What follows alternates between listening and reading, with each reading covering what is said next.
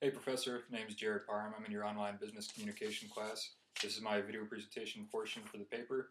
I was hoping to do a better video option. I had a small slideshow I was going to have in the background and be able to work with that, but I'm having trouble setting that up. So I got something else going here, a couple other visual aids I'm going to try doing here.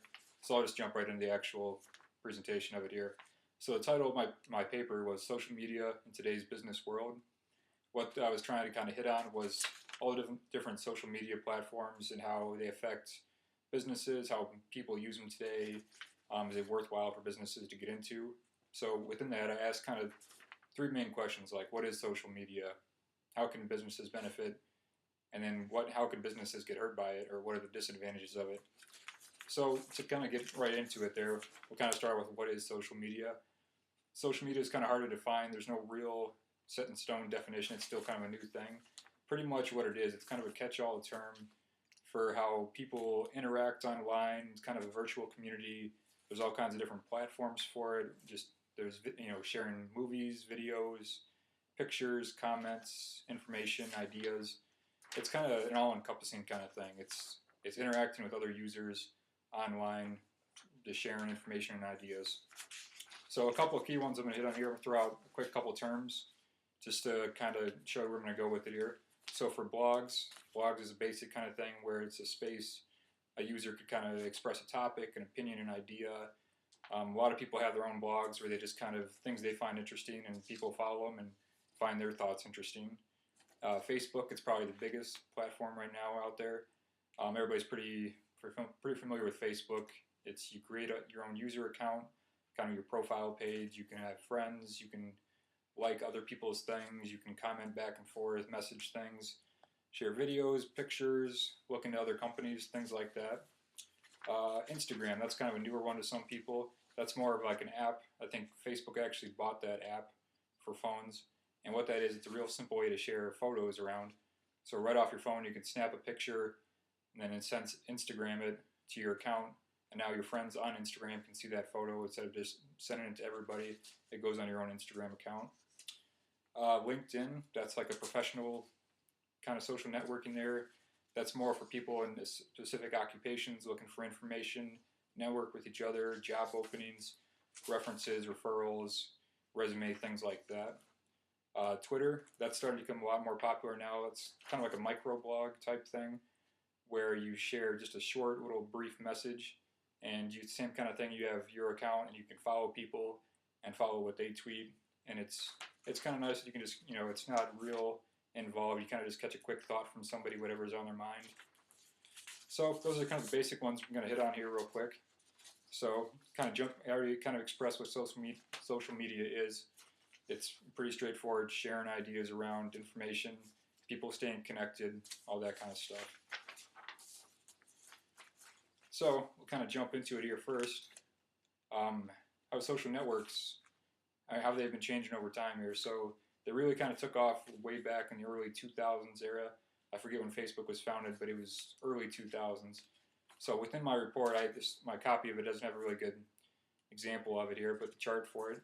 But just to show the growth on it for Facebook and Twitter, those two. So starting in 2005, for all adults that were using online type of social media, you were looking around 8 to 10% back in 2005. Now fast forward up to 2013, you're looking at about 72% of people online using a social media network site. As from 2012, or 67%. So it is steadily growing. People are starting to get onto it. Any kind of age group too, it doesn't really matter. Anybody who's got access to the internet is starting to find some type of social network they like and enjoy. So with that, now companies are starting to see this, saying, how can we benefit from this? There's all kinds of free forms of advertising, ways to contact new customers, new consumers. What can we do to capitalize on this here? So the biggest thing they're doing is they're kind of creating their own kind of place, their own page within all these virtual type of network sites. So for example, for Facebook, they make their own account for whatever their product, their company, and now people who like that product can go on there, see what it is. They can offer their own advice, opinions, critiques, things like that, see what the new up-and-coming thing is going to be.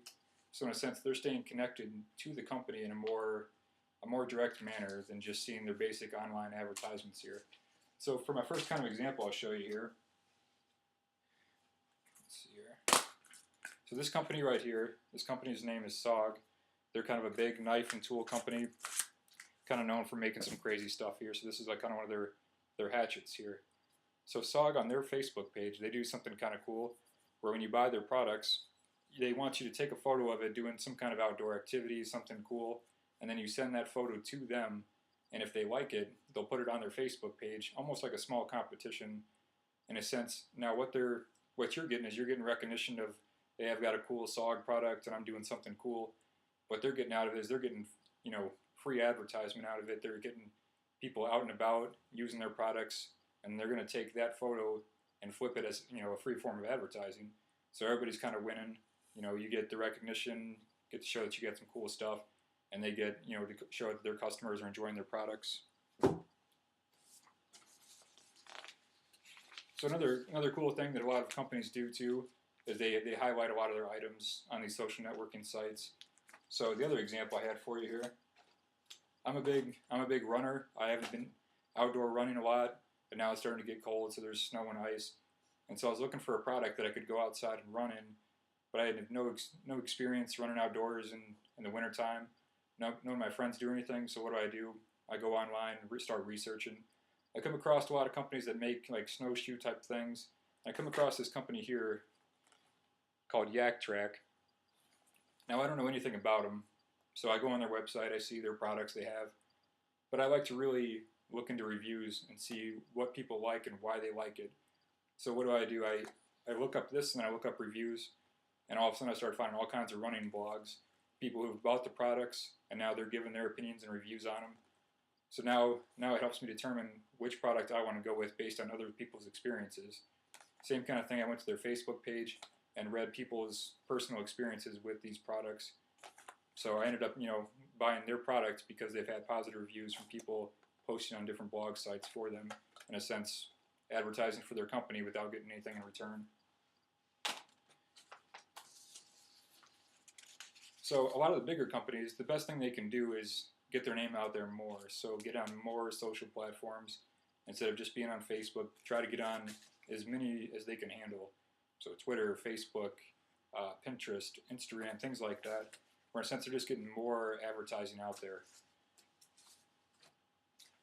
So here's an example of what I found with this. This all right here is some basic junk mail that showed up today at my house. I was kind of flipping through it as I was thinking about how I'm going to present this thing. I started to notice all these little things on here. So this here is an ad for Ulta, some makeup company.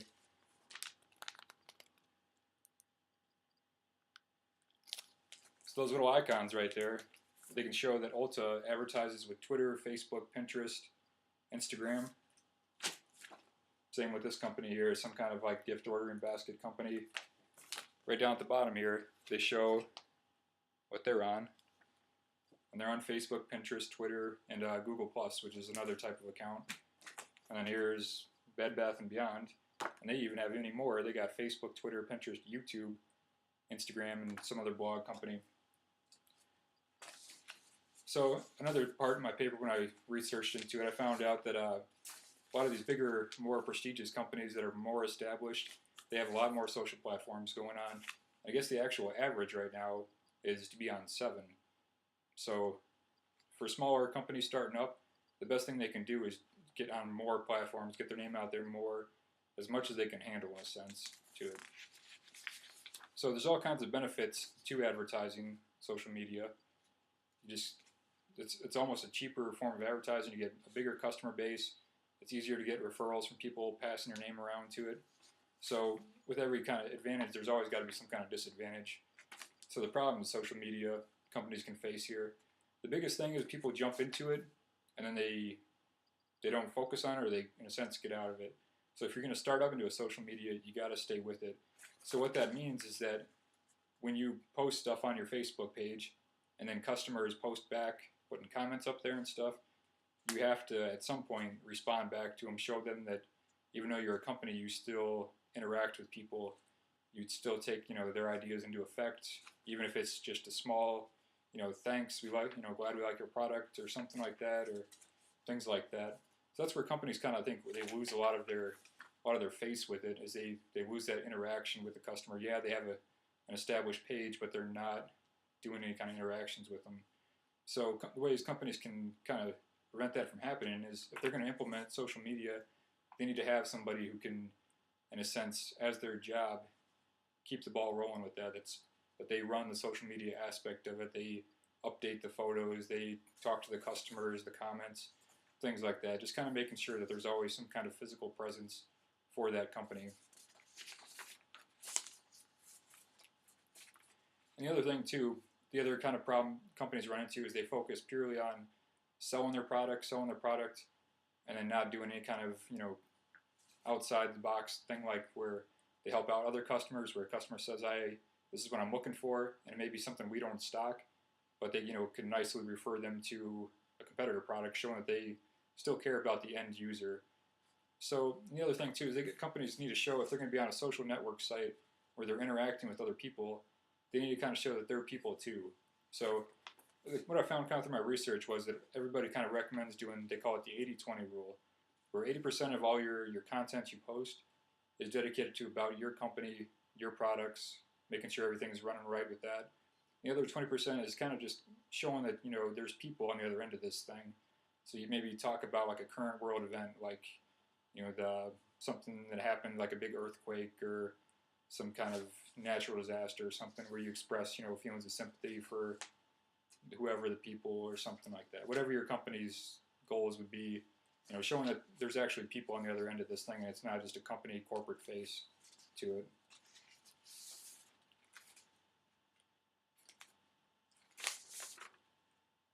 So yeah, pretty much in conclusion, it's social media is here to stay. Everybody can benefit from it, and that right now there's, let me see here, my research, what I found was saying that for all the small businesses, there's 52% have their own form of social media they're on. So it's starting to grow, and everybody can benefit from it. It's more just proper implementation of it. And so as long as they're able to still keep up with it and make sure that the end users are, getting the communication, sharing the ideas still, everybody can benefit from it. It's a cheap form of communication, and you can get a much wider customer base for it. And that's all I have for you, Professor. And thank you for the semester.